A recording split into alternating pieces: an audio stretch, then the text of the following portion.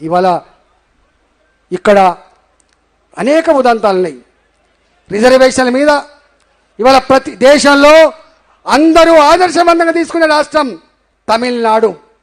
అంబాశంకర్ గారు retired IAS officer, ఆయన నాయకత్వంలో 21 మంది ఐఏఎస్ ఆఫీసర్లతో ఈ దేశం మొత్తంలో మొట్టమొదటి కమిషన్ వేసిన రాష్ట్రం తమిళనాడు రాష్ట్రం.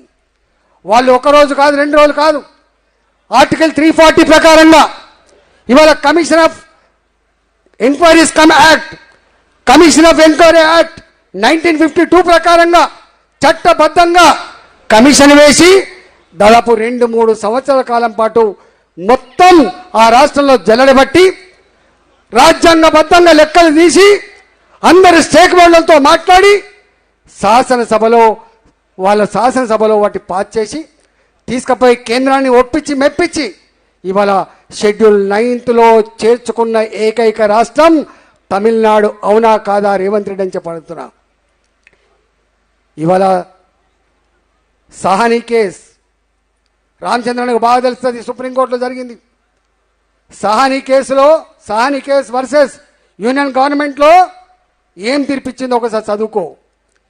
ఇవాళ బీహార్లో రిజర్వేషన్ పెంచినప్పుడు Kumar versus Bihar state government ఏమిచ్చిందో ఒకసారి చూసుకో.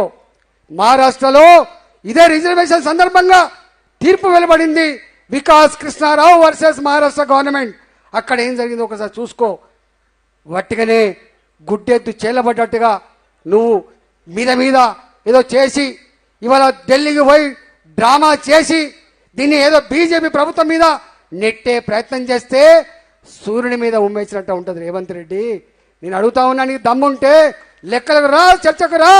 50 ఏళ్ళ ఈ దేశ నీ పరిపాలనలో ఎంతమంది ఓబీసీలు నీ క్యాబినెట్లో మంత్రిగా ఉన్నారు?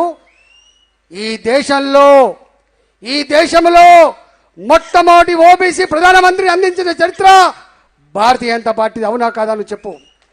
ఇవాళ స్వతంత్రం వచ్చినప్పటి నుంచి ఇప్పటి వరకు ఈ 77 సంవత్సరాల చరిత్రలో ఇవాళ భారత జాతికి జాతి, అది కశ్మీర్ అయినా, అది కన్యాకుమారి అయినా, అది గుజరాత్ అయినా, అది నార్త్ ఈస్ట్ స్టేట్స్ అయినా, అన్ని జాతుల అన్ని వర్గాల ప్రజానికమంతా కూడా వాళ్ళ సంస్కృతులు వేరు కావచ్చు, వాళ్ళ భాషలు వేరు కావచ్చు, వాళ్ళ ఆచార వ్యవహారాలు వేరు కావచ్చు, కానీ అందరూ ప్రేమించేటువంటి నాయకుడు నరేంద్ర మోడీ. ఇవాళ ఆయన అందించిన దేశం భారతదేశం. ఇది భారతీయ జనతా పార్టీది. ఇవాళ 3 సార్లు సంకీర్ణ రాజకీయాలు దేశంలో పరిచయం ఉన్న ఈ రోజులలో 3వసారి ప్రధానమంత్రి గెలిచిండు. నీకు తెలుసా రేవంత్ రెడ్డి? లెక్కలు తీసుకో. పోయినసారి గవర్నమెంట్లో 27 మంది ఓబీసీ మంత్రులను చేసినటువంటి ఘనత భారతీయ జనతా పార్టీది. నీకు తెలుసా ఇవాళ కూడా 71 మంది మంత్రులుంటే మళ్ళీ 27 మంది మంత్రులను చేసిన ఘనత, ఓబీసీ మంత్రులు చేసిన ఘనత భారతీయ జనతా పార్టీది మాత్రమే. నేను చాలాసార్లు చెప్పినా, మళ్ళీ చెప్తున్నా, దేశంలో వేల కులాలు ఉన్నాయి, కానీ ఒక్కొక్క రాష్ట్రంలో ఒక్కొక్క కులం ఒక రకంగా ట్రీట్ చేయబడతా ఉన్నది.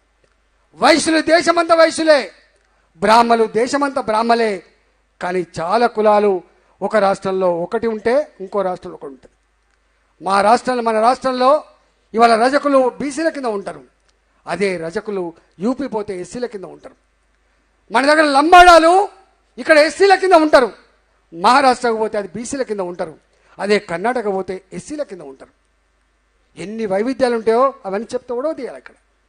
అందువల్ల ఇవాళ తమిళనాడు గవర్నమెంట్, కేంద్ర ప్రభుత్వం స్పష్టంగా చెప్తా ఉంది, ఇవాళ రిజర్వేషన్లు 50% మించకూడదని చెప్పి మనం ఏది చర్చించుకుంటున్నామో అది తప్పు. ఎందుకంటే ఇవాళ నార్త్ ఈస్టర్న్ స్టేట్స్ ఉన్నాయి, 70% పైబడి 80% పైబడి రిజర్వేషన్ల చరిత్ర మనం చూస్తూ ఉన్నాం. తమిళనాడులో 69% మనం చూస్తూ ఉన్నాం. నిజంగానే కనుక ఇక్కడ కూడా చేయాలనుకుంటే ఇవాళ ఆర్టికల్ 340 ఇంతకుముందు చెప్పినట్టుగా కమిషన్ ఆఫ్ ఎంక్వైరీస్ 1952 దాని ప్రకారంగా చట్టబద్ధతతో కూడుకున్న ఒక కమిషన్ వేయి, నువ్వు అన్ని రకాల ఫార్మాలిటీస్ పూర్తి చేయి. తప్పకుండా నువ్వు కనుక కన్విన్స్ చేయగలిగితే ఒప్పించగలిగితే మెప్పించగలిగితే ఇగో నా రాష్ట్రం నా ఆర్థిక స్థితిగతులకు ఇవి ఉన్నాయి, నా సామాజిక స్థితిగతికి ఇది ఉన్నది, విద్యాపరంగా రాజకీయ పరంగా ఇట్లా వెనుకబడి ఉన్నాం, ఇది తప్పకుండా కావాలని చెప్పి నువ్వు చెప్పగలిగితే తప్పకుండా భారతీయ జనతా పార్టీ సామాజిక న్యాయాన్ని కాంక్షించే పార్టీ, సామాజిక న్యాయాన్ని అమలు చేయాలని చెప్పి తపన పడే పార్టీ తప్ప మా పార్టీ ఎప్పుడు కూడా వ్యతిరేకంగా ఉండదు. అందువల్ల నేను ఒకటే మీ అందరికి విజ్ఞప్తి చేస్తున్నా, మీ ద్వారా యావత్ తెలంగాణ ప్రజానికి విజ్ఞప్తి చేస్తున్నా, ప్రజలారా మీరు మాటలు చెప్పే వాళ్ళు ఎవరో మాటలు అమలు చేసే వాళ్ళు ఎవరో ఒకసారి ఆలోచించేయమని చెప్పుకోతున్నాం. భారతీయ జనతా పార్టీ మొట్టమొదటిసారిగా నాకు తెలిసి నేను అడుగుతా ఉన్నా, బీఆర్ఎస్ పార్టీ ఉన్నంత వరకు ఒక బీసీ దానికి అధ్యక్షుడే ఆస్కారం ఉందా? దానికి ఒక ముఖ్యమంత్రి ఆస్కారం ఉందా? కాంగ్రెస్ పార్టీ ఇన్ని సంవత్సరాలు పాలించింది, ఒక్కనాడైనా ఒక బీసీ ముఖ్యమంత్రి కాగలిగిందా? ఇవాళ అంతెందుకు, నీ ముగ్గురు మంత్రులుంటే ఎందుకు ఇవ్వలేకపోయినావు? 42% నీవు అన్నావు కదా. రాజ్యాంగం, చట్టం, అక్కడ ఉన్నటువంటి ప్రెసిడెంట్ ఆఫ్ ఇండియా, ఇవన్నీ నీకు ఇక్కడ అవసరం లేదు కదా. నువ్వు క్యాబినెట్ మంత్రుల్ని నియమించడానికి ఇక్కడ రిజర్వేషన్ల సిస్టమ్ ఏం లేదు కదా.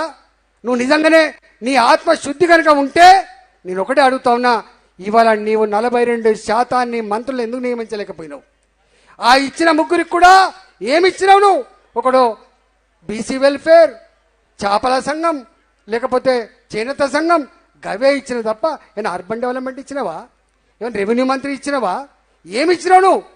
ఇవాళ మామూలు మంత్రిత్వ శాఖలే ఇచ్చినామని చెప్పి నేను మాట్లాడలేదు, ఆ మంత్రులే స్వయంగా మాట్లాడిన చరిత్ర మీ కళ్ళ ముందున్నది. కాబట్టి నీకు నిజాయితీ లేదు. కాంగ్రెస్ పార్టీ ఉన్నంత వరకు ఒక బీసీ ముఖ్యమంత్రి పడి కాలే రేపైతేనే నమ్మకం లేని పార్టీ. ఇవాళ గతంలో కూడా మనం చూసిన ప్రాంతీయ పార్టీల ఏలుబడిలో వాళ్ళ కుటుంబ పార్టీలు తప్ప, వాళ్ళ పార్టీలు తప్ప, అది ప్రజల పార్టీలు కాదు. ప్రజల పార్టీలు అని చెప్పుకునే కాంగ్రెస్ పార్టీ కూడా వంచనకు గురి చేసిన చరిత్ర మన కళ్ళ ముందున్నది. ఇవాళ దాన్ని ఇలా అణగారిన వర్గాలకు ఈ రాష్ట్రంలో ప్రధానమంత్రి నరేంద్ర మోడీ గారు స్వయంగా వచ్చి ఎల్బీ స్టేడియంలో మీటింగ్ పెట్టి ఈ రాష్ట్ర ప్రజానికానికి ఒక మాట ఇచ్చిపోయిండు. తెలంగాణ ప్రజలారా, ఈ రాష్ట్రం ఏర్పడ్డప్పటి నుంచి ఈనాటి వరకు కూడా, ఆనాటి సమైక్య రాష్ట్రంలో కూడా ఒక్క బీసీ ముఖ్యమంత్రి కాలేకపోయిండు. బాధేస్తుంది. ఇవాళ సమతుల్యత పాటించడంలో ఈ పార్టీలు మోసం చేసినాయి. ఓట్ల కోసమే తప్ప, సీట్ల కోసమే తప్ప ప్రజల కోసం లేవని చెప్పి ప్రూవ్ అయింది.